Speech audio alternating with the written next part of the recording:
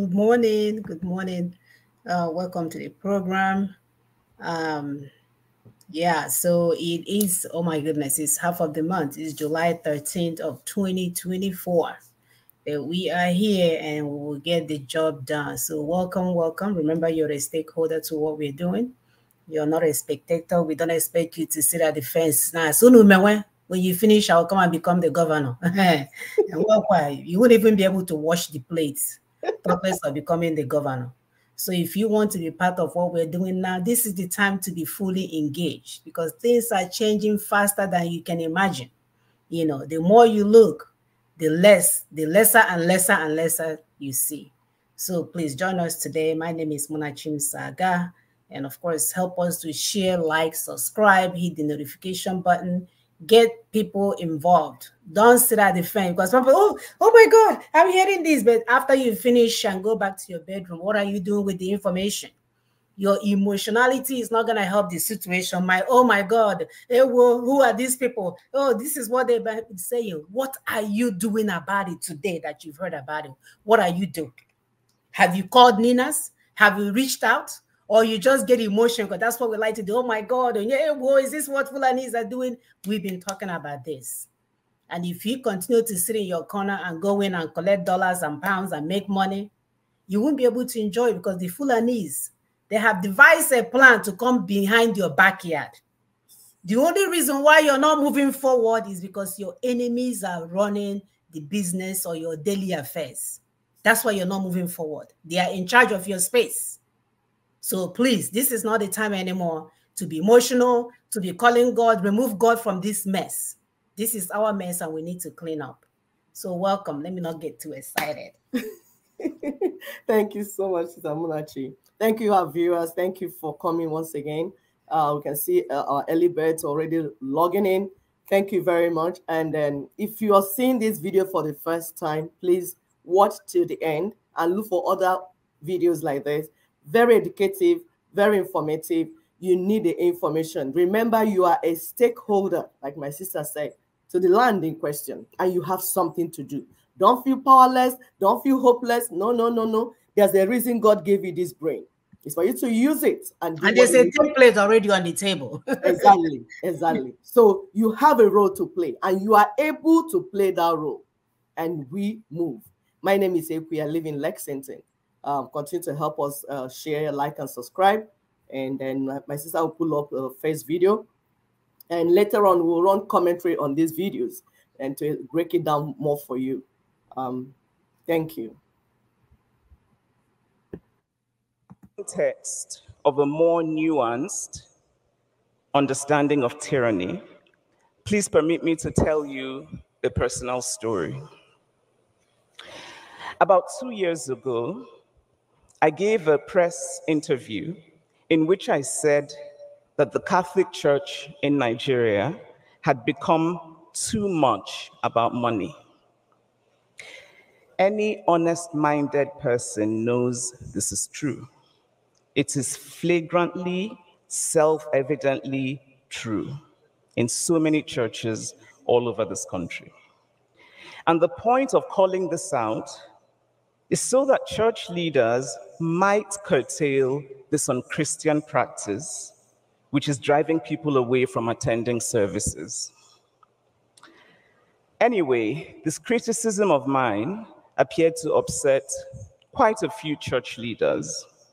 Not all of them, because I think it is important to note that there are a few notable church leaders who are able to acknowledge the truth in constructive criticism. But it takes just one leader who is unable to take criticism to taint the perception one has of all leaders. Some months after I gave that interview, my mother died very unexpectedly. Why did Amazon send me $20,000? Because I use Amazon AI. I'm going to... And this not long after my father had also died unexpectedly. In fact, I had by this time forgotten about that interview.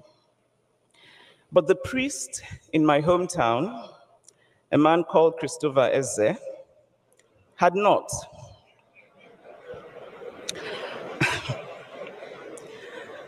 And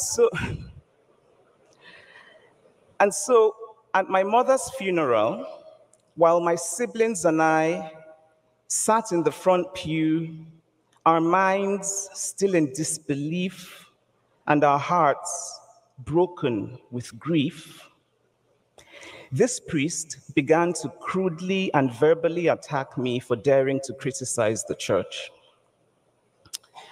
Later, his bishop, his superior, who apparently was also upset that I had dared to criticize the church for being materialistic, supported this priest. I spoke privately to a number of Catholics I respected about this incident, the sort of people who speak out boldly about government corruption. And I was struck by how quick all of them were to tell me, don't talk publicly about this. Don't go public. A friend, who is no longer a friend, who is also very outwardly religious, told me that he would take me so that we could go and beg the bishop, so that the bishop would reprimand the priest, but quietly, behind closed doors, hush, hush, hush, for the sake of peace. But I was not asking for peace. I was asking for justice. I don't know about that. They don't know about that. Let me clear that. I wanted the bishop to do the right thing, to take responsibility, to reprimand the priest in the same public way that the priest had desecrated my mother's funeral, to set a precedence for consequences, and therefore make sure that no other priest would turn what is often one of the saddest days of a person's life into a venue for settling petty scores.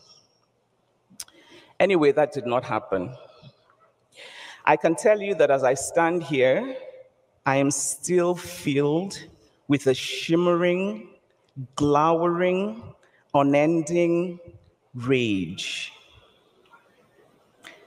But why did I choose to tell you this story? Because it made me realize how often in this country we sweep aside injustice in the name of peace. All the time.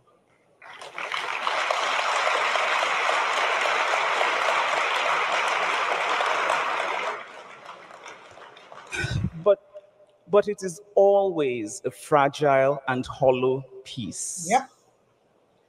Because as long as we refuse to untangle the knots of injustice, real peace cannot thrive. Nope. And so in the name of peace, we say things like, okay, just leave it. Okay, it's enough now.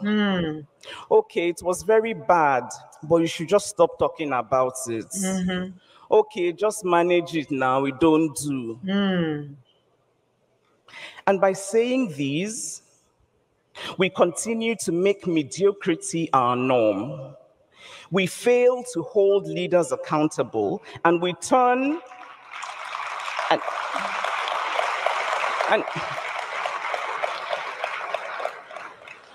we fail to hold leaders accountable, and we turn what should be transparent systems into ugly, opaque cults. My experience also made me begin to think that there is something dead in us, something dead in our society. Seriously dead. A death of self-awareness, a death of self-reflection, a death of compassion, a death of intellectual curiosity, a death of the ability for self-criticism. And I think it is time for a collective resurrection, so to speak. We cannot refuse to practice self-criticism and yet criticize the government. We cannot ignore the abuses by our religious, our traditional, our community leaders, and focus only on the abuses of political leaders. We cannot want to hide our own institutional failures while demanding transparency from government institutions. Personal failures as well. The first question we must ask is, what is the right thing to do? Always. Not what is the materially beneficial thing to do, or what is the institutionally beneficial thing to do, but what is the right thing to do? Because if we do not do this, if we continue to sweep away injustice for the sake of a hollow peace, then we will leave behind for our children and their children an utterly bleak inheritance.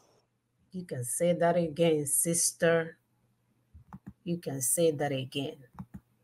We will comment on that. We are going to play the next video. We'll comment on that as we play. Please continue to help us to share. You know, we've been talking about this religious madness and people are sleeping. So maybe now that the writer, the author has joined in the, discussion, maybe you can finally move. But we'll tell you how to handle a crazy bishop, okay? So we are coming up with that solution. Don't worry. We'll tell you how it's done. We are not going to come and read poem on YouTube for you. No. You get an immediate reply. That's how it's done.